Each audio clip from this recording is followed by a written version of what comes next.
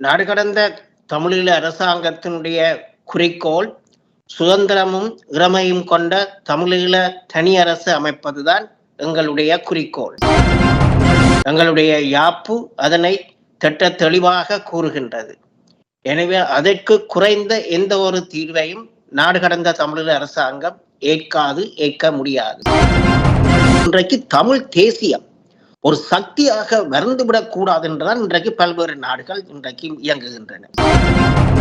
2009 பல்வேறு நாடுகள் ஸ்ரீலங்காவுக்கு ஆதரவு கொடுத்ததற்கு காரணமாக நான் பார்ப்பது என்னவென்றால், இந்த சமுத்திரத்தில் தென்னாசியாவில் ஒரு புதிய சக்தி வருவதை அவர்கள் விரும்பவில்லை. நாடு கடந்த தமிழீழ அரசாங்கத்திடம் அறிவு பலம் இருக்கிறது, தார்மீக பலம் இருக்கிறது. இது அரசியல் பலமாக்குறதான் இன்றைக்கு எங்களோட சவால். எங்களுடைய தாயகத்தில் சுதந்திரத்துடனும் பாதுகாப்புடனும் வாழ்வதற்கு தமிழீழமே ஒரே வழி என்பதுதான் எங்களுடைய நிலப்பாடு.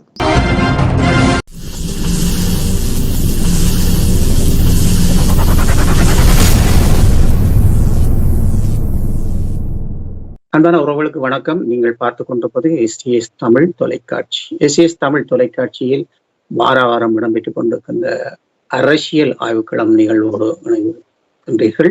அரசியல் ஆய்வுக்களமானது இன்று தமிழோடும் தேசிய தலைவரோடும் இணைந்து இயங்கி பேச்சுவார்த்தைகளுக்கு எல்லாம் சென்று இன்று நாடு கடந்த தமிழ் அரசின் பிரதமராக இருக்கின்ற திரு உருத்திரகுமார் அவர்களை சந்திக்கின்றோம். வணக்கம். வணக்கம்.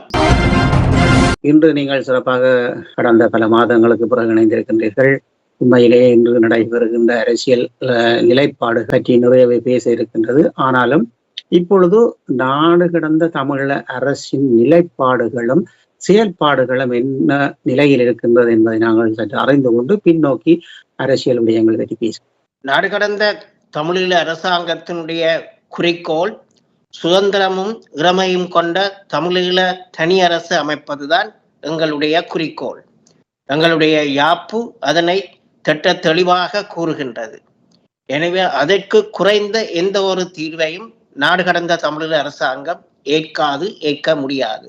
இடைக்கால தீர்வு என்றோ அல்லது தற்போதைக்கு இதனை ஏற்றுக்கொள்ளுங்கள் என்று கூறப்படுகின்ற எந்த ஒரு தீர்வையும் நாங்கள் ஏற்றுக்கொள்ளப் போவதில்லை. எம்மை பொறுத்த மட்டில் சுதந்திர தமிழீழம்தான் ஒரே வழி.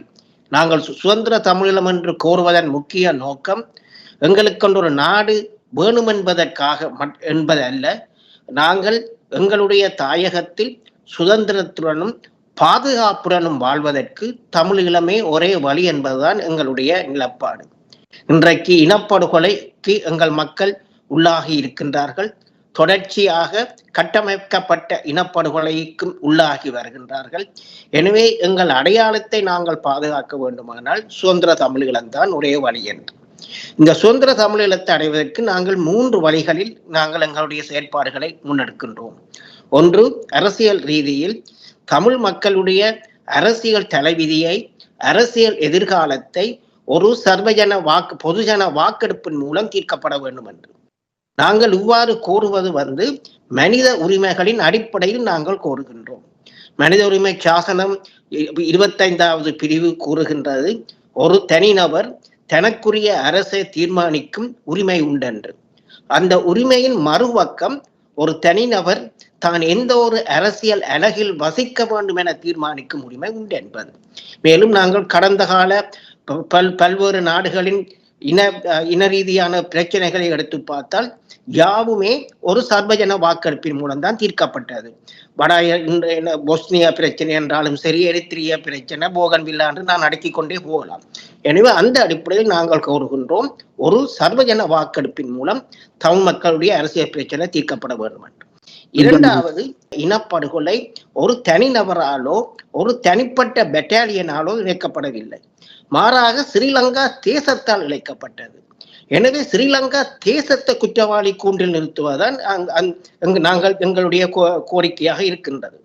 ஸ்ரீலங்கா தேசத்தை என்றால் தனிப்பட்ட கொத்தபயாவை கொண்டு வந்து நாங்கள் மறியல்ல போட்டால், இன்றைக்கு ஹேக்கில் இருக்கிற மறியல் அங்க குளிரூட்டப்பட்ட மறியல் சாலையில் அவர் டிவி பார்த்து கொண்டு இருப்பார். அதால் எங்களுக்கு ஒரு பிரயோசனம் இல்லை. ஆனால் ஸ்ரீலங்கா தேசத்தினுடைய லெஜிட்டிமசியை நாங்கள் உடைப்பதன் மூலம்தான் எங்களுக்கு ஒரு முடிவு வரும். அந்த முயற்சியில் தான் நாங்கள் ஈடுபடுகின்றோம். அப்ப ஸ்ரீலங்காவை என்னென்று நாங்கள் பொறுப்பு கூற வைக்கலாம் என்றால், உலக நீதிமன்றத்தில், அதாவது இன்டர்நேஷனல் கோர்ட் ஆஃப் ஜஸ்டிஸ், இப்ப 2 நீதிமன்றம் இருக்குது. ஒன்று ICC என்று கூறுவார்கள், இன்டர்நேஷனல் கிரிமினல் கோர்ட் என்று. அதுக்கு தனிப்பட்ட நபர்களைத்தான் கொண்டு போகலாம். அடுத்தது உலக நீதிமன்றம், இன்டர்நேஷனல் கோர்ட் ஆஃப் ஜஸ்டிஸ், அதுக்கு நாடுகளை கொண்டு போகலாம். இன்றைக்கு சவுத் ஆப்பிரிக்கா இஸ்ரேலுக்கு எதிராக வழக்கு போட்டிருக்கிறது. இப்ப கனடாவும் நெதர்லாண்டும் சிரியாவுக்கு எதிராக வழக்கு போட்டிருக்கிறார்கள். அவ்வாறான முயற்சியில் நாங்கள் தற்சமயம் ஈடுபட்டிருக்கின்றோம்.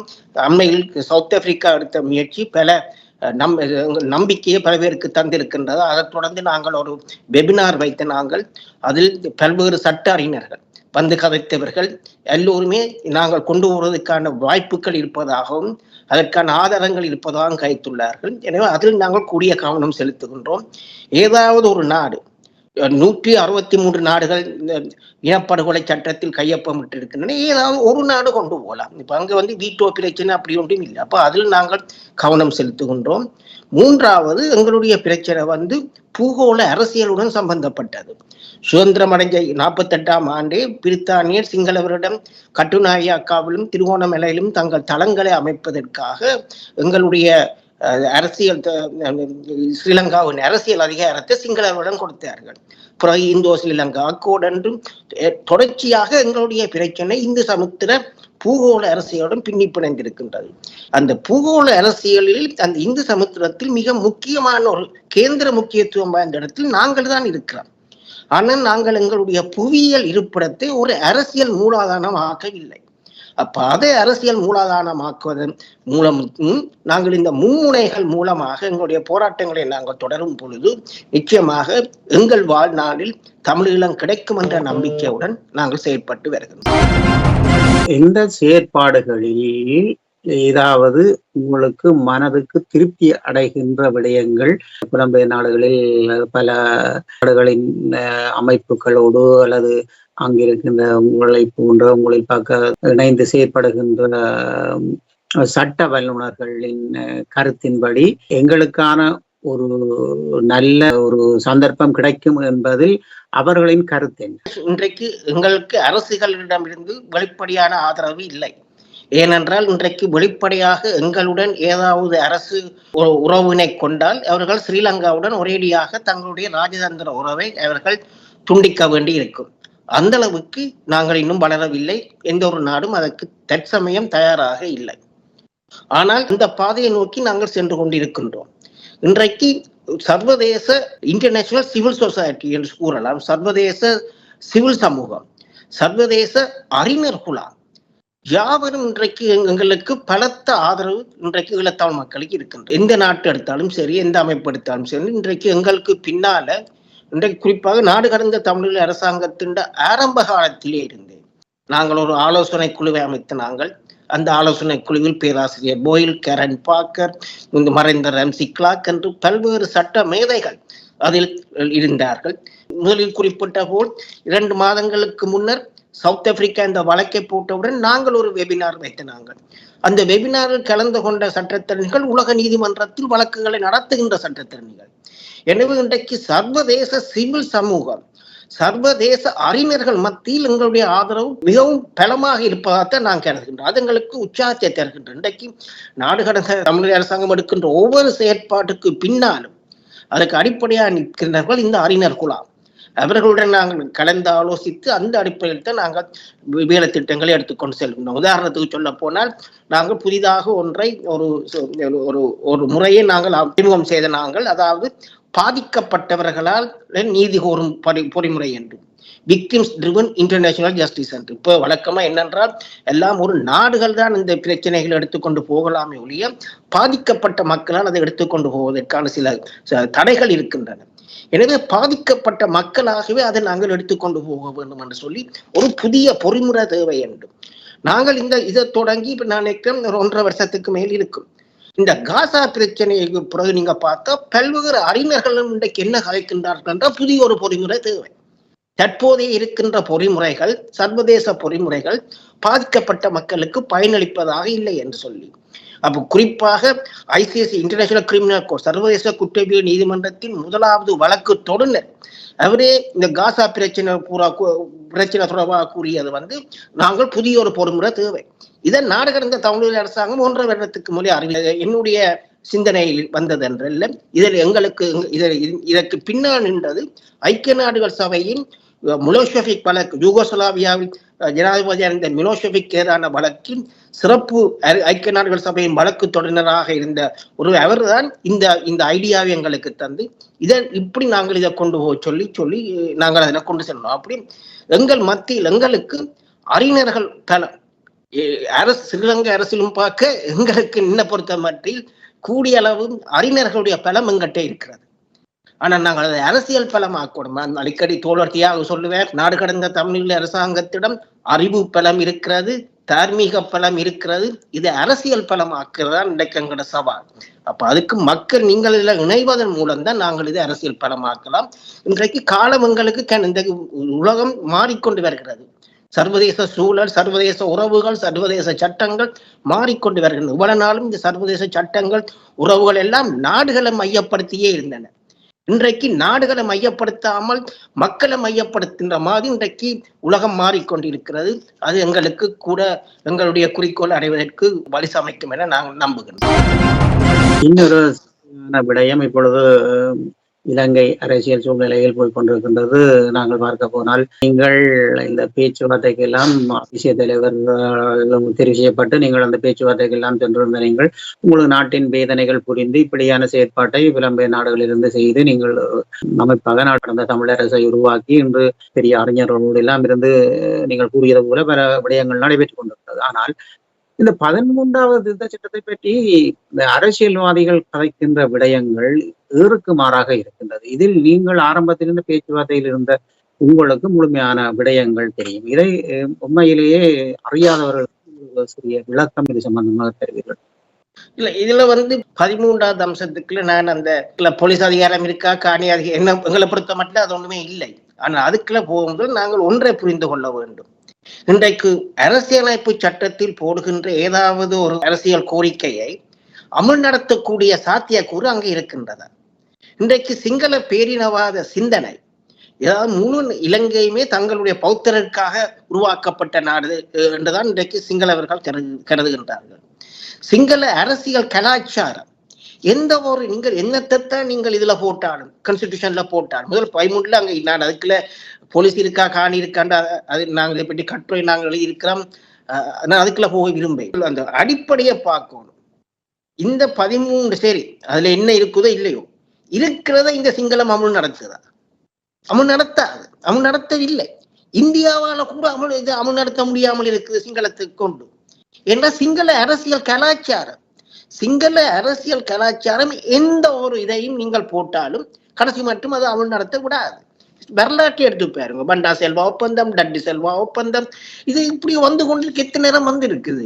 இப்ப இந்த 13 ஒன்றுமே நடக்காது. 13 எத்தனை 87ல இன்றைக்கு எத்தனை வருஷம்? இன்றைக்கு 13 அமல் நடத்துறதுக்கு தமிழருடைய சம்மதம் தேவையில்லை, ஒருத்தருடைய சம்மதம் தேவை. அதை ஏற்கனவே அங்க கிடக்கு சட்ட புத்தகத்துல. இதை பியூரோக்ராட்ஸ், அந்த சிவில் அதிகாரிகள் அமல் நடத்த வேண்டிய இதுக்கு அரசியல்வாதிகளின் தேவையில்லை, தலைவர்களின் தேவை.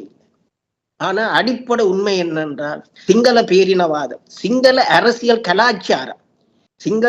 கலாச்சாரம் எந்த ஒரு அதிகார பகுதியையும் தமிழ் மக்களுக்கு கொடுக்க இடம் தராது. எனவே நாங்கள் சிங்களுடன் பேரம் பேசியோ இல்லாட்டி 13 கொஞ்சம் கூட்டியோ குறைச்சோ இதெல்லாம் காலத்தை வீணடிச்சு எங்களை நாங்களே கரைச்சி கொண்டு போற ஒரு நிலைமைக்குத்தான், எங்களோட அடையாளத்தை கரைச்சி கொண்ட நிலைமைக்குத்தான் வரும். எனவே இந்த யதார்த்தத்தை புரிஞ்சு கொண்டு அந்த அடிப்படையில் தான் எங்களுடைய எதிர்கால அரசியலை நாங்கள் கொண்டு போகணும். அதான் எங்களுடைய நிலப்பாடு. 13 பெட்டி அமுதலிங்கமே இது உதவாதென்று கூறினவர், சம்பந்தரே இது உதவாதென்று கூறினது எல்லாம் அவர்களே சொன்னதுகள் கிடக்குது. பிறகு இப்ப திரும்ப இந்த 13 தூக்கி பிடிச்சு காய்க்கிறோம்னா உண்மையா நாங்கள் எங்களையே ஏமாற்றி மக்களை ஏமாத்துறதான் கிடக்குது. எங்களுடைய அரசியல்வாதிகள் மக்களை ஏமாற்றி கொண்டிருக்கிறார்கள் என்பதுதான் உண்மையான விடயம் இப்பொழுது நடைபெற்றுக் கொண்டிருக்கின்றது. அதுதான் நேரத்துக்கேற்ற அரசியலும் நேரத்துக்கேற்ற விடயங்களும் நடைபெற்றுக் கொண்டிருக்கின்றது. இன்னொரு பக்கமாக நாங்கள் பார்ப்போமாக இருந்தால் உண்மையில் நீங்கள் ஒரு நேசிப்போடு தேசிய நோக்கோடு தலைவரோடு மனைவி ஆற்றிய அந்த ஒரு சிந்தனையிலே இந்த கட்டமைப்பை உருவாக்கி இது ஒரு நல்ல நோக்கோடு கொண்டு செல்ல வேண்டும் என்று நீங்கள் உங்களுடைய வாழ்நாளை இதற்காகவே செலவழித்துக் கொண்டிருக்கின்றீர்கள். இந்த இணைவு பற்றி, அதாவது தாயகத்தில் இருக்கின்ற அரசியல் கட்சிகள் இணைவதாக இருந்தது, தலைவர் இணைத்து வைத்திருந்தார், பின்பு பிரிந்து எல்லாமே தனித்தனியே நிற்கின்றது. இப்பொழுது இணைவோம், நாளை இணைவோம், நாளை இன்றைக்கு இணைவோம் என்று சொல்லி தனித்துவமாக தங்களுடைய கதிரை காப்பாற்றுகின்ற விடயமாக இருக்கின்றது. இது பற்றிய உங்களுடைய பார்வை எப்படி இருக்கின்றது? இணைவை பற்றி கைக்கின்ற நான் தலைவரும் அந்த நேரத்தில் நாங்கள் கூட மக்களுடைய இணைவைத்தான் நாங்கள் முக்கியமாக பார்க்க வேண்டும். மக்களுடைய இணைவு. இப்ப அரசியல் கட்சிகள் இணைறதை பற்றி நாங்கள் அதுல கவனம் செலுத்த ஒவ்வொருத்தரும் 3 பேர் சேர்ந்து ஒரு புது சங்கத்தை உருவாக்கினோம், புது கட்சியை உருவாக்கினோம். ஆனால் நாங்கள் மக்களை இணைக்கிறதான் இன்றைக்கு நாங்கள் மக்கள் ஒரு இணைந்து ஒரு பலமிக்க சக்தியாக வருவதா. இன்றைக்கு போராட்ட காலத்திலே உங்களுக்கு தெரியும் பல்வேறு அமைப்புகள் இருந்தன. அந்த நேரத்திலும் இவ்வாறான சில கருத்துக்கள் முன்வைக்கப்பட்ட நல்ல அமைப்புகளும் வர வேண்டும் என்று. ஆனால் தமிழீழ விடுதலை புலிகள் தங்களுடைய செயலாலும் தங்களுடைய தியாகத்தாலும் தாங்கள் மக்களுக்கு தாங்கள் சேவை செய்யணும் என்பதை வெளிப்படுத்தியவுடன் மக்கள் அவர்களின் பின்னால் ஒன்று திரண்டார்கள். எனவே நாங்கள் கூட கவனம் செலுத்துவது அமைப்புகளை ஒன்றுபடுத்துவதையோ கட்சிகளை ஒன்றுபடுத்துவதையும் பார்க்க மிக முக்கியமானது மக்களை ஒன்றுபடுத்துவது. மக்களை எவ்வாறு ஒன்றுபடுத்தலாம் என்றால் எங்கள் மக்கள் அறிவான மக்கள், தமிழ் மக்கள் அறிவான மக்கள். எங்களுடைய கடந்த கால தேர்தல்கள் எடுத்து பார்த்தா தெரியும் எங்களோட மக்கள் அறிவான மக்கள். எனவே நாங்கள் எங்களுடைய செய்திகளை மக்களுக்கு போய் சேர்ந்தால் அது நாங்கள் செய்வது சரியா புரியா என்று மக்கள் பார்க்கும் பொழுது மக்கள் அதன் பின்னால் அணிதிரள்வார்கள். இன்றைக்கு தாயகத்தில் அவ்வாறான நிலப்பாடு வந்து கொண்டிருப்பதை நாங்கள் காணக்கூடியதாக இருக்கின்றது. இன்றைக்கு அரசியல் கட்சிகள் ஒரு நிலப்பாட்டு எடுத்தாலும் சிவில் சமூகமும் அறிஞர் குலாமும் இன்னொரு நிலப்பாட்டு எடுத்து அங்கு ஒரு மக்கள் சக்தி உருவாகி வருவதை நாங்கள் தாயகத்திலும் காணக்கூடியதாக இருக்கிறது. எனவே கட்சிகளை ஒன்றுபடுத்துவதிலும் பார்த்து மக்களை கட்சிகளை தாண்டி மக்களை ஒன்றுபடுத்துவதன் மூலம் தான் எங்களுடைய அடுத்த கட்டத்தை குறித்து நாங்கள் நகரலாம் என்று நான் நம்புகின்றேன். இந்த நிலைப்பாடு இப்படி இருக்கின்ற சூழ்நிலைகளில் உண்மையிலேயே இந்த இணைவின் பலம் புரியாதவர்கள், விடுதலை புலிகள் இணைத்து வைத்தவர்கள் ஒரு புறம் இருக்க, நாடு கடந்த தமிழரசின் செயற்பாட்டில் இவர்களை இணைப்பதற்கான ஒரு சந்தர்ப்பத்தை ஏற்படுத்தியதா, அல்லது அங்கு தாயகத்தில் இருப்பவர்கள் உங்களோடு இணைந்து செயற்படுவதற்கான ஒரு சந்தர்ப்பம் இதுவரையில் உங்களோடு ஏற்பட்டிருந்ததா? அப்படி தாயகத்தில் தாங்கள் பல்வேறு விதத்திலும் கருத்துக்கள் பரிமாறிக்கொண்டிருக்கிறோம். இவன் சில சமயங்களில் வெளிப்படையாகவே அவர்களுடைய கூட்டங்களிலும் நான் கலந்து கொண்டு, பொதுக்கூட்டங்களில் மக்கள் கூட்டங்களில் நான் கலந்து கொண்டு எங்களுடைய கருத்துக்களை நாங்கள் மக்களுக்கு வழங்கி இருக்கணும். ஆனால் அங்கு ஒரு சின்ன சிக்கல் இருக்கிறது என்னென்றால் எங்களுக்கு இல்லை, அவர்களுக்கு அதாவது பிரச்சனை என்றால் நாடு கடந்த தமிழீழ அரசாங்கம் ஸ்ரீலங்காவில் தடை செய்யப்பட்ட ஒரு அமைப்பு. அப்ப தடை செய்யப்பட்ட அமைப்புடன் தொடர்பு கொண்டால் அங்கு தாயக தமிழர்களுக்கு அதாவது சில பிரச்சனைகள் ஏற்படக்கூடும். எனவே அந்த விடயமாக நாங்கள் கூடிய அளவு வெளிப்படையாக நெருக்கமாக நாங்கள் செயற்படுவதில்லை. ஆனால் எங்களுடைய கருத்துக்களை நாங்கள் சில கருத்துக்களை நாங்கள் விவாதிப்பதோ அதிலிருந்து அடுத்த வேலை திட்டத்தை செய்வதோ தொடர்பாக கருத்துக்களை நாங்கள் பல்வேறுபட்ட தாயக அரசியல் தலைவர்களுடனும் பல்வேறுபட்ட தாயக சமூக சிவில் சொசைட்டியுடனும் நாங்கள் கருத்துக்களை பரிமாறிக்கொண்டுதான் வருகிறோம். இப்பொழுது நாங்கள் பார்த்தோம் என்றால் மீண்டும் ஒரு முறை இந்தியாவில் விடுதலை புலிகளுக்கான தடை உத்தரவு தொடரப்பட்டிருக்கின்றது. நீங்கள் ஒரு வழக்கறிஞர், இந்த அரசியல் வேலை திட்டங்களில் இதில் எல்லாம் சிறப்பாக பணியாற்றுகின்ற நீங்கள் அதுக்கான சரியான ஊன்றுதல் தெரியும். அந்த வகையிலே இது மீண்டும் இப்படி நடைபெறுகின்றதை பற்றி உங்களுடைய கருத்து? இது இன்றைக்கு தமிழீழ விடுதலை புலிகளுக்கு எதிராக போடப்படுகின்ற தடை என்னை பொறுத்தமட்டில் தமிழ் தேசியத்துக்கு எதிராக போடப்படுகின்ற தடை. இன்றைக்கு எந்த ஒரு நாட்டு புலனாய்வுக்கும் தெரியும் இன்றைக்கு தமிழீழ விடுதலை புலிகள் ஆயுதங்கள் மௌனிக்கப்பட்டு இருக்கின்றார்கள். இன்றைக்கு அங்கே எந்த விதமான வன் செயலுக்கும் இடமில்லை என்பது இன்றைக்கு என்னை பொறுத்த மட்டும் எல்லா புலனாய்வுக்கும் தெரியும். அப்படி அந்த புலனாய்வுக்கு தெரியாட்டி அவர்கள் அந்த புலனாய்வுத்துறையை மறுசீரமைக்க வேண்டும். இன்றைக்கு ஒன்றுமே இல்லை நடக்காமல் இருக்கும் பொழுது இந்த தடையை தொடர்ச்சியாக போடுவதன் முக்கிய காரணம் இன்றைக்கு தமிழ் தேசியம் ஒரு சக்தியாக வறந்துவிடக் கூடாது என்றுதான் இன்றைக்கு பல்வேறு நாடுகள் இன்றைக்கு இயங்குகின்றன. இன்றைக்கு 2009 பல்வேறு நாடுகள் ஸ்ரீலங்காவுக்கு ஆதரவு கொடுத்ததுக்கு முக்கிய காரணமாக நான் பார்ப்பது என்னவென்றால் இந்த சமுத்திரத்தில் தென்னாசியாவில் ஒரு புதிய சக்தி வருவதை அவர்கள் விரும்பவில்லை.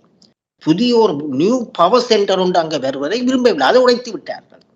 இன்றைக்கு தொடர்ந்தும் அந்த ஒரு பவர் சென்டர், அந்த ஒரு சக்தி, ஒரு வலுமிக்க சக்தி ஒன்று, புதிய ஒரு சக்தி இந்த சமுத்திரத்தில் தோன்றுவதற்கு இன்றைக்கு எந்த ஒரு நாடும் இன்றைக்கு அதுக்கு ஆதரவு அளிக்க தயாரில்லை. அதுக்கு அந்த காரணமா மட்டும் இந்தியாவில் உங்களுக்கு தெரியும், இந்தியாவில் தமிழீழ விடுதலை புலிகளுக்கு எதிராக போடப்பட்ட தடை பயங்கரவாதத்தில் ஈடுபட்டவர்கள் என்றல்ல. தமிழீழ விடுதலை புலிகள் அகண்ட தமிழீழம் கேட்கின்றார்கள். அவர்கள் 1976ஆம் ஆண்டு ஒரு மேப் எடுத்து வச்சுக்கொண்டு, அந்த மேப் எனக்கு தெரிஞ்ச மட்டும் இயக்கத்துக்கும் அதுக்கும் ஒரு சம்பந்தம் இல்லை. அந்த வரைபடத்தில் தமிழீழத்தையும் தமிழகத்தையும் ஒன்று சேர்த்து அகண்ட தமிழீழம் நாங்கள் கேட்க இருப்பதாக இந்தியாவுடைய ஆழ்புல ஒருமைப்பாட்டுக்கு, டெரிட்டோரியல் இன்டெகிரிட்டிக்கு பாதம் சொல்லித்தான் இன்றைக்கு இதை போட்டுக்கொண்டு வருகிறோம். தொடர்ச்சியாக அதான் இதுல வெரி இன்ட்ரெஸ்ட் இல்ல கணக்கப்பா. நாங்கள் அப்போ போன முறை வழக்கு போட்ட போது நாங்கள் நாடு கடந்த தமிழ் அரசாங்கம், நாங்கள் அந்த தடைக்கு எதிராக நாங்கள் மனு தாக்கல் செய்த நாடு கடந்த தமிழ் அரசாங்கம். அந்த நேரத்தில் இந்தியன் சொலிசிட்டர் ஜெனரல் வந்து நீதிமன்றத்தில் கூறினார், நாடு கடந்த தமிழ் அரசாங்கத்தினுடைய அரசியல் செயல்பாடுகளுக்கு தமிழ்நாட்டில் ஒரு தடையும் இல்லை. அதுல தமிழ் நாடு கடந்த தமிழ் அரசாங்கமோ ஒரு துறமாறனோ அங்கு வந்து அரசியல் செய்யலாம். இந்த தடை வந்து புலிகளுக்கு தடை, எனவே இவர்கள் இந்த வழக்கில் ஈடுபட முடியாதுன்னு சொல்லி எங்கள் மனுவை நிராகரித்து விட்டார்கள். அதற்கு பிறகு நாங்கள் கூட்டங்கள் வைத்தால் அதை தடை செய்கின்றார்கள். அதுக்கு இந்த காரணம் ஒன்று. அப்புறம் கடைசியாக நாங்கள் ஒரு கூட்டம் வைத்த போது போன முறை நவம்பர் மாதம் மலையக தமிழர்களின் 200 ஆண்டு அவல வாழ்விய தொடர்பாக கூட்டம் வைத்து போட்டு நாங்கள் நீதிமன்றத்திடம் சென்று நாங்கள் அனுமதி கேட்டாங்க, போலீசாருக்கு உத்தரவு போட சொல்லி. அந்த அதுல கொடுக்கிற சத்திய கடுதாசியில கொடுக்கின்ற நாடு கடந்த தமிழர்கள் அரசாங்கம் புலிகளின் ஒரு அடுத்த ஒரு தொடர்ச்சி, இவர்களை நாங்கள் விட முடியாது, இவர்களுடைய கொள்கை வந்து தங்களுடைய வெளிவார கொள்கைக்கு எதிரானது என்று. ஆனால் அப்படி இருந்தும் அந்த நீதவான் அந்த அவர்களிட மீறி நாடு கடந்த தமிழ் அரசாங்கம் அங்க வைக்கிறதுக்கு அனுமதி கொடுத்தது போலீசாரை மீறி போன நவம்பர் மாதம். இப்ப இந்த முறை இந்த தடை வந்தோடனே நாங்கள் அதுக்கு வர முதலே நாங்கள் டெல்லி ஹைகோர்ட்ல நாங்கள் வழக்கு போட்டிருக்கிறோம். அதாவது எங்களை இந்த வழக்குல ஈடுபடாம சொன்னது பிழையானது என்று சொல்லி இந்த ட்ரிபியூனலுக்கு உத்தரவு போடும்படி நாங்கள் டெல்லி ஹைகோர்ட்ல வழக்கு போட்டு அந்த வழக்கு நடந்து கொண்டிருக்கிறது. அதே சமயம் போன வாரம் நான் இந்திய உள்துறை அமைச்சுக்கு இந்த முறை போட்ட தடை பிழையானது என்று சொல்லி நான் ஒரு நீண்ட ஒரு பெட்டிஷன் ஒன்று நாங்கள் அனுப்பியிருக்கிறோம் உள்துறை அமைச்சுக்கும். எனவே நாங்கள் இந்த முறை ஹோப்ஃபுல்லி டெல்லி ஹைகோர்ட் இந்த வழக்கை நாங்கள் நடத்தலாம் என்று அனுமதி தரும் என்று எதிர்பார்க்கிறோம். ஆனால் இந்த முறை போட்ட தடையை விசாரிப்பதற்கான ட்ரைபியூனல் இன்னமும் இந்தியா இன்னும் உருவாக்கவில்லை, வெகு விரைவில் உருவாக்கும் பொழுது நாங்கள் நிச்சயமாக இந்த முறை எங்கள் அனுமதி டெல்லி ஹைகோர்ட்டில் அந்த அனுமதி எங்களுக்கு கிடைக்கும் என நம்புகின்றோம். அந்த அடிப்படையில் நாங்கள் அந்த வழக்கை அந்த தடையை எடுத்து நாங்கள் சட்ட ரீதியாக நாங்கள் போராட இருக்கின்றோம். இப்ப நாங்கள் இந்த சட்ட ரீதியாக போராடுவது வந்து சில பேர் நிற்கக்கூடும், நான் சட்டத்திறன் என்றபடியால் சட்ட மீதம் உண்டு. அப்படி என்ன பொறுத்த மட்டும் இன்றைக்கு இதை வந்து ஆங்கிலத்தில் கூறுவார்கள் லோஃபியார் என்று, அதாவது சட்ட போராட்டம். சட்ட போராட்டத்தில் உள்ள ஒரு முக்கியமான நன்மை என்னென்றால் பலமுள்ளவனுக்கும் பலமற்றவனும் சமாந்தர நிலைமையில் நாங்கள் அங்கு இருக்கின்றோம். நீதியின் முன்னால் நாங்கள் சமாந்திர நிலை. இன்றைக்கு ஒரு அரசியலை போய்க்க பலமுள்ள சக்தி அவன் பலமா இருக்கும் அரசாங்கம், நாங்கள் பாதிக்கப்பட்ட மக்கள் பலமற்றதாக இருப்பார்கள். ஆனால் சட்டத்தின் முன்னால் நாங்கள் இருவரும் சமாந்திர நிலையிலிருந்து போராடுகின்றோம். எனவே சட்ட போராட்டம் என்பது என்ன பொறுத்தமற்ற ஒரு அரசியல் போராட்டம். இதில் நாங்கள் சட்ட வழக்கு போடும்போது தனியாக வழக்கு வெல்ல வேண்டும் என்பதற்காக அல்ல, இது எங்களுக்கு ஒரு மேடையாக நாங்கள் எங்களுடைய கருத்தை எடுத்து சொல்வதற்கு. உதாரணத்துக்கு 1997ஆம் ஆண்டு முதல் தடை அமெரிக்காவில் பயங்கரவாதம் இயக்கம் என்று பிரகடனப்படுத்த, அந்த நேரத்தில் எனக்கு உண்மையில வழக்கு பெருசா வழக்கு செய்வதற்கு பெரிய உற்சாகம் இருக்கவில்லை. என்றால் நாங்கள் அந்த நேரம் தான் கனடாவில் பெரிய வழக்கு நடத்தி கொண்டிருந்த நாங்கள். ஆனால் தலைமைப்பீடம் சொன்னது, நாங்கள் வழக்க போடுவது வழக்கை வெல்வதற்கல்ல, இதை உங்களோட மேடையாக பாவியுங்கள், எங்களுடைய கருத்தை அமெரிக்க அரசுக்கு எடுத்து சொல்லுங்க, அமெரிக்க மக்களுக்கு எடுத்து சொல்லுங்க. அந்த அடிப்படையில் தான் நாங்கள் போட்டு நாங்கள் நட்டப்படி நாங்கள் வழக்கை வெள்ளாட்டியும் அந்த வழக்கு தீர்ப்பு எங்களுக்கு ஒரு பெரிய தார்மீக வெற்றியை தந்தது. அதாவது இந்த பயங்கரவாத பிரகடனம் என்றதெல்லாம் ஒரு அரசியல் கோமாளித்தனம் என்பதை நாங்கள் உலகுக்கு எடுத்து காட்டக்கூடியதாக இருந்தது. அந்த அடிப்படையில் தான் எங்கெங்கே இந்த தடைகள் வருவோம் நாங்கள் தொடர்ச்சியாக இந்த போராட்டத்தில் ஈடுபட்டு கொண்டு இருக்கின்றோம். இன்னொரு பக்கமாக பார்ப்போமாக இருந்தால் பொது வேட்பாளர் பற்றிய விடயம் பல நிலைப்பாட்டில் தாயகத்தில் இருக்கின்றது. இது பற்றிய நாடு கடந்த தமிழ் அரசின் கருத்துகள் அல்லது நிலைப்பாடுகள் நிச்சயமா இது ஒரு கொள்கை சார்ந்த விடயம். இது தொடர்பாக எங்களுடைய அரசியல் பாராளுமன்றம் தான் முடிவெடுக்க வேணும். அப்ப நாங்கள் போன கடந்த மாதம் நடந்த எங்களுடைய அமர்வில் அரச அமர்வில் இதை முக்கிய பொருளாக எடுத்து நாங்கள் பல்வேறு உறுப்பினர்களும் நாங்கள் கருத்துக்கள் பரிமாறினோம். அதில் பெரும்பான்மையான மக்கள் இருவரை தவிர கருத்த எல்லோரும் பொது வேட்பாளர்தான் ஆதரித்த நிலப்பாடு எடுக்கப்பட்டது. இதில் நாங்கள் முக்கியமாக என்னத்தை கருதுவோம் என்றால், இன்றைக்கு இருக்கின்ற ஸ்ரீலங்கா 1972 ஆண்டு அரசியலமைப்பு சட்டமோ 1978 ஆண்டு அரசியலமைப்பு சட்டமோ நாங்கள் தமிழ் மக்கள் அதுக்கு சம்மதம் கொடுக்கவில்லை. அந்த சட்ட உருவாக்கங்களில் நாங்கள் பங்களிக்கவும் இல்லை. அப்ப இந்த அரசியலமைப்பு சட்டங்கள் எங்கள் மீது திணிக்கப்பட்டது, இன்றும் திணிக்கப்பட்டுத்தான் இருக்கிறது. எனவே இந்த அரசியலமைப்பு சட்டங்கள் எங்களை கட்டுப்படுத்த இயலாது. இன்றைக்கு டாய்லெட் பார் வழக்கில் திருச்செல்வம் அந்த வழக்கத்தான் முன்வைத்தார். அதாவது எங்களுடைய இறமை நாங்கள் சிங்களத்திலும் கொடுக்கவில்லை, எங்கிட்டத்தான் இருக்குது. அப்ப அந்த அடிப்படையில் இந்த சட்டங்கள் 72, 78 அரசியலமைப்பு சட்டங்கள் எங்களை கட்டுப்படுத்தார். அது முதலாவது. இரண்டாவது எங்களுடைய நிலப்பாடும் தமிழக விடுதலை புலிகள் கூட தேர்தலை நாங்கள் எங்களுடைய விடுதலை போராட்டத்துக்கு ஒரு கருவியாக, இந்த விடுதலை போராட்டத்துக்கு இந்த தேர்தல்கள் எவ்வாறு எங்களுக்கு உதவி செய்யும் என்றதான் அந்த தேர்தல்களை நாங்கள் அணுகி இருக்கின்றோம். அப்ப நாடு கண்டிருந்த தமிழக அரசாங்கத்தை பொறுத்த மட்டும் 2010 ஆண்டிலிருந்து நடைபெற்ற அத்தனை தேர்தல்களும், மாகாண சபை தேர்தல் என்றாலும் சரி, பாராளுமன்ற தேர்தல் இல்லாட்டி ஜனாதிபதி தேர்தல் எல்லாம் எங்களுடைய அரசவை கூடி இந்த தேர்தல் எவ்வாறு எங்களுடைய போராட்டத்துக்கு உதவும், அந்த அடிப்படையில் தான் நாங்கள் இந்த தேர்தலை நாங்கள் பார்க்கின்றோம். அப்ப அந்த அடிப்படையில் தான் இந்த முறை இந்த ஜனாதிபதி தேர்தலை எங்கள் போராட்டத்துக்கு எவ்வாறு இதனை பயன்படுத்தலாம் என்று. அப்ப இன்றைக்கு 3 தெரிவுகள் அங்க தாயகத்துல முன்வைக்கப்பட்டிருக்கின்றன. ஒன்று, பேரம் பேசி எவர் கூடிய உரிமை தர்றாரோ, எவர் உரிமை தருவார் என்று கூறுகின்றார் அவருக்கு வாக்களிப்பது, இல்லாட்டி பகிஷ்கரிப்பது, இல்லாட்டி பொது வேட்பாளரை நிறுத்துவது. அப்ப இப்ப என்னங்களை பொறுத்த மட்டும் நான் முதல் சொன்ன மாதிரி, நீங்கள் என்னத்தை தான் இவரோட கதைச்சாலும், எவரோட சஜித்தோட கதைச்சாலும் சரி, ரணிலோட கதைச்சாலும் சரி, ஜேவிபி ஓட கதைச்சாலும் சரி, என்னத்தை நீங்க பேரம் பேசினாலும் எங்களுடைய கடந்த கால அரசியல் வரலாறு எங்களுக்கு தெளிவாக காட்டுகின்றது. சிங்கள அரசியல் கலாச்சாரம் ஒருபொழுதும் எங்களுக்கு உரிமை தரா. இந்த முள்ளிவாய்க்கால் நடந்தது 2009. இந்த அறகலையில எல்லா சிங்கள இளைஞர்கள், முற்போக்கு இளைஞர்கள், முற்போக்கு தலைவர்கள் எல்லாம் அதுல அவர்கள் ஒருவராவது, அதாவது 2009 நடந்தது புலை என்று சொல்லி தமிழ் மக்களிடம் மன்னிப்பு கேட்டார்களா, இல்லாட்டி வருத்தம் தெரிவித்தார்களா? அறகலையில் என்னென்று கத்தினார்கள்? கொத்தவையா திருடன் என்றுதான் கத்தினார்களே ஒழிய கொத்தவையா கொலகாரன் என்று கத்தவில்லை. சிங்கள கலாச்சாரம் அதுக்கு விடாது. எனவே இவர் வந்தாலும் எங்களுக்கு அங்கு ஒன்று எனவே நீங்க என்னத்தைத்தான் பேரம் பேசினாலும், இவன் 3ஆம் தரப்பை கொண்டு வந்து பேரம் பேசினாலும், நோர்வேயை கொண்டு பேசி ஒன்றும் நடக்கல, இந்தியா 13 கொண்டு ஒன்றும் நடக்கல. சிங்கள அரசியல் கலாச்சாரம் கடைசி ஒன்றும் விடாது. Never love it. அந்த ஜதார்த்த நினைவு அந்த பேரம் பேசி நாங்கள் உரிமையை பெற்றலாம் என்றது அதை விடுங்கோ தயவு செய்யும். இந்த பொது வேட்பாளர் நாங்கள் ஆதரிப்பதன் காரணம் இது எங்களுடைய மக்களுடைய ஒற்றுமையை காட்டுகின்றது, மக்களுடைய எழுச்சியை காட்டுகிறது. இது மூலம் நாங்கள் ஒரு செய்தி உலகத்துக்கு சொல்றோம், இந்த அரசியலமைப்புக்குள்ள நாங்கள் வசிக்கிறதுக்கு தயாரில்லை, எங்களுக்கு தனி ஒரு அரசியல் தேவை, ஒரு புது அரசியலமைப்பு, தனி அரசியல் அழகு எங்களுக்கு தேவை. அந்த ஒரு செய்தியை கொடுக்கறதுக்கு இது முதல் கட்டம். இதுல நாங்கள் ஒற்றுப்பட்டு காட்டினோம்னா அடுத்தது ரெஃபரண்டம், பொது வாக்கெடுப்பு சம்பந்தமான விடயத்தை நாங்கள் அதுக்கு அடுத்த கட்டத்துக்கு கொண்டு போகலாம். அடுத்தது இந்த தேர்வுல 2 தெரிவு இருக்குது. அப்ப நாங்கள் பொது வேட்பாளரை போட்டு அவருக்கு மட்டுமே அந்த வாக்களிப்பை போடுவோம். 2ஆம் தேர்வுல நாங்கள் ஒருவருக்குமே வாக்கு அளிக்க தேவையில்லை, வாக்களிக்க வேண்டாம். ஏண்டா 2ஆம் தேர்வுல நாங்கள் ஒன்று பேருக்கு வாக்களிக்காவிட்டால் நாங்கள் அந்த சிங்கள கட்சியில் ஒன்றையும் நாங்கள் தேர்ந்தெடுக்கவில்லை. அப்ப இன்றைக்கு இருக்கிற 2வது கருத்தான பகிஷ்கரிப்பையும் இந்த பொது வாக்காளர் 2ஐயும் நாங்கள் ஒன்றாக்கலாம். அந்த 2 கருத்தையும் ஒன்றாக்கி கொண்டு நாங்கள் பொது வாக்காளர் ஆதரித்து 2ஆம் வாக்காளரை நாங்கள் பகிஷ்கரிப்பதன் மூலம் இன்றைக்கு நாங்கள் 2ஐயும் ஒன்றாக்கி கொண்டு செல்லக்கூடிய ஒரு சூழ்நிலை இருக்கு. அதைத்தான் தமிழ் மக்கள், ஈழத்தமிழ் மக்கள் செய்து கொண்டு இருக்கிறார்கள் நான் நம்புகின்றேன்.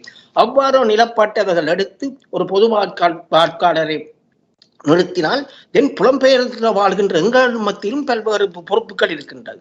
நாங்கள் எங்களுக்கு தெரிந்த நண்பர்கள், உறவினர்கள், சிநேகிதர்கள், சங்கங்கள் யாருடையும் தொடர்பு கொண்டு அந்த பொது வாக்காளருக்கான வாக்குகளை அளிக்கும்படியான கேம்பெயினில் நாங்கள் புலம்பெயர் சமூகம் முழுமையாக ஈடுபட வேண்டும்.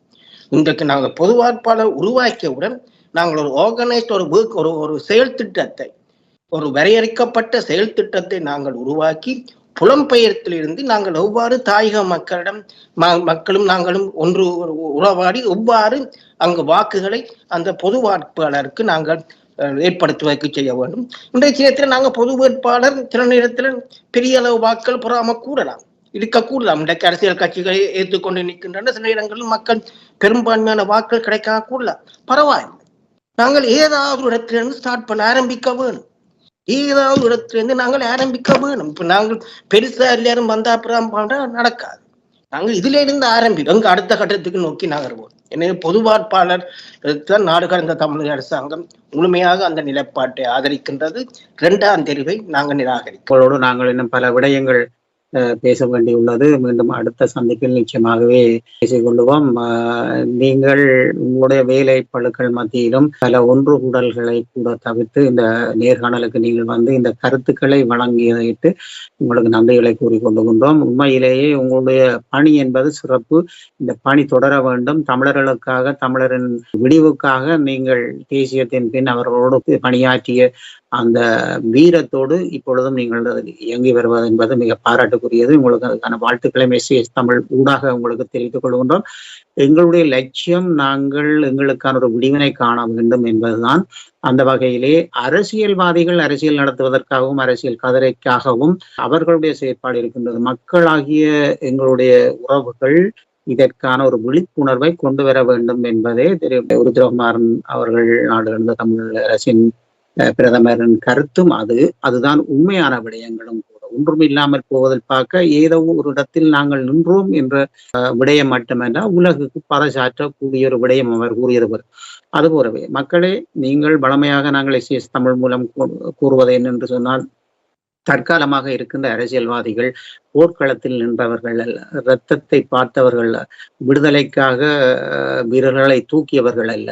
இவர்கள் தங்களுடைய சுயநலத்துக்காக இருக்கின்ற அரசியல் நோக்கோடு தங்களுடைய கதிரைகளையும் தங்களுடைய பெட்டிகளையும் நிரப்புவதற்காக இருக்கின்ற அரசியல்வாதிகள். மக்களை நீங்கள் விழிப்புணர்வாக இருந்து எங்களுடைய தேசியத்தோடு பயணித்த அந்த தியாகத்தோடு உங்களுடைய சிந்தனைகளை விரிவாக்கி நிச்சயமாக ஒரு நல்ல விடயத்துக்கு நீங்கள் முன்னின்று மக்களோடு மக்களாக அரசியல்வாதிகளை புறம் காட்டி நீங்கள் ஒரு தகுந்த ஒருவருக்கு வாக்களித்து இந்த பொது வேட்பாளர் நிலைக்கு நீங்கள் வர வேண்டும் என்பதை நாங்கள் புலம்பெயர் நாட்டிலே இருந்தாலும் எல்லோரும் விரும்புகின்றோம். இதைத்தான் நாடு கடந்த தமிழரசும் விரும்புகின்றது என்பதை கூறிக்கொண்டு அடுத்த அரசியல் ஆய்வுகளத்தோடு இணைந்து கொள்வோம். நன்றி. நீங்கள் இணைந்து கொண்டு வாய்ப்புக்கு நன்றி. நாங்கள் அடிக்கடி நாங்கள் சந்திக்க வேண்டும் என விரும்புகின்றோம். அட்லீஸ்ட் 3 மாதத்துக்கு ஒருக்க இவ்வாறான உரையாடலை நாங்கள் எதிர்காலத்தில் மேற்கொள்வோம். அடுத்த சந்திப்பில் நிச்சயமாக அது போன்ற ஒரு விடயத்தை செய்வோம். இந்த அரசியல் ஆய்வு களத்தில் நீங்கள் உங்களுடைய சிரமங்களில் மத்தியிலும் வந்து இணைந்து கொண்டமைக்கு மீண்டும் ஒரு முறை நன்றி கொள்ளிக்கொண்டு இதை ஏற்படுத்தி தந்த நாடு கடந்த தமிழரசின் செயற்பாட்டுக்குழு ஏர்மனையில் திரு மணியம் அண்ணாவுக்கும் நன்றிகளை கூறிக்கொண்டு மீண்டும் ஒரு அரசியல் ஆய்வு களத்தில் இணைந்து கொள்வோம். நன்றி, வணக்கம். நன்றி, வணக்கம். நாடு கடந்த தமிழீழ அரசாங்கத்தினுடைய குறிக்கோள் சுதந்திரமும் இறமையும் கொண்ட தமிழீழ தனி அரசு அமைப்பதுதான் எங்களுடைய குறிக்கோள். எங்களுடைய யாப்பு அதனை திட்ட தெளிவாக கூறுகின்றது. எனவே அதற்கு குறைந்த எந்த ஒரு தீர்வையும் நாடு கடந்த தமிழீழ அரசாங்கம் ஏற்க முடியாது. இன்றைக்கு தமிழ் தேசியம் ஒரு சக்தியாக மறந்துவிடக் கூடாது என்றுதான் இன்றைக்கு பல்வேறு நாடுகள் இன்றைக்கு இயங்குகின்றன. 2009 பல்வேறு நாடுகள் ஸ்ரீலங்காவுக்கு ஆதரவு கொடுத்ததற்கு காரணமாக நான் பார்ப்பது என்னவென்றால், இந்த சமுத்திரத்தில் தென் ஆசியாவில் ஒரு புதிய ஒரு சக்தி வருவதை அவர்கள் விரும்பவில்லை. நாடு கடந்த தமிழீழ அரசாங்கத்திடம் அறிவு பலம் இருக்கிறது, தார்மீக பலம் இருக்கிறது. இது அரசியல் பலமாக்குறதான் இன்றைக்கு எங்களோட சவால். எங்களுடைய தாயகத்தில் சுதந்திரத்துடனும் பாதுகாப்புடனும் வாழ்வதற்கு தமிழீழமே ஒரே வழி என்பதுதான் எங்களுடைய நிலப்பாடு.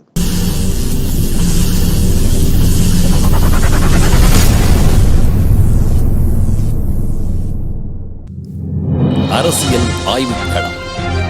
உண்மையோடு தமிழர்களின் உரிமை காக்க உரசிவிடும் தீக்குச்சி என தன்னை நிலைநிறுத்தி தமிழரின் அரசியல் பேசும் களமாக உங்களை தேடி வருகிறது அரசியல் ஆய்வுக்களம். அரசியல் ஆய்வுக்களம்.